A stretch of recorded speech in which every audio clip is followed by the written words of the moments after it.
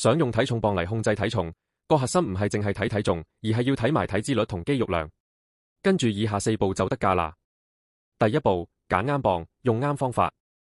最好買有分節段測量，可以測到四肢同軀幹嗰啲體脂磅，數據會準啲。到嗰陣記住，固定時間，固定狀態。最佳時間係朝早起身空肚，屙完尿，除襪赤腳踩上去，咁先有得比較。千祈唔好運動完，食完飯或沖完涼先到啊。第2步，睇明3個核心指標。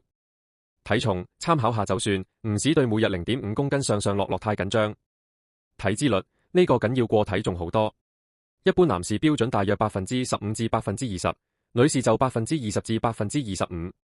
同樣體重，25%體脂同30%體脂，個身形可以爭好遠。肌肉量呢個決定你嘅基礎代謝率。減肥完容易反彈，好多時就係因為跌咗肌肉。另外都可以留意內臟脂肪等級，標準係低過10，如果太高就代表要優先處理腰圍同做多啲運動。第3步，定一個週期對比策略。建議每個禮拜或每2個禮拜比較一次，太密嘅話好容易因為短暫水分波動而焦慮。理想情況，體重跌，體脂率跌，肌肉量唔變或者升。要警惕嘅情況，體重跌，體脂率不變甚至升，肌肉量跌，呢啲叫做隱形肥胖，代表你節食節到冇咗肌肉。嗰陣就要食多啲蛋白質同做多啲肌力訓練。體重唔變但條腰有咗，呢個係好現象，叫身體重組，即係脂肪少咗，肌肉多咗，身形慢慢靚緊。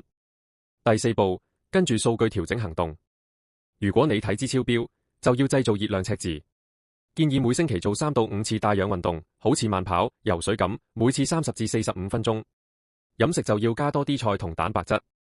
如果你肌肉量唔夠，就要加多啲肌力訓練，例如深蹲、伏地挺身，同時每日食夠蛋白質，大約每公斤體重食1.2至1.6克。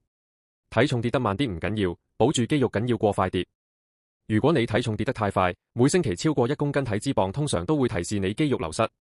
嗰陣就要即刻喺3餐入面加多啲蛋白質，同埋開始做肌力訓練。最後提多次，體脂磅嘅絕對數字未必100%準，但長期趨勢係信得過嘅。持續度住，睇住條曲線走勢，會比你淨係追住個體重數字有用得多。如果想知更加啱你個人嘅飲食或運動建議，你可以話我知你最新嘅體脂率同肌肉量數據。記得點讚、追蹤、分享俾想控制體重嘅朋友啊！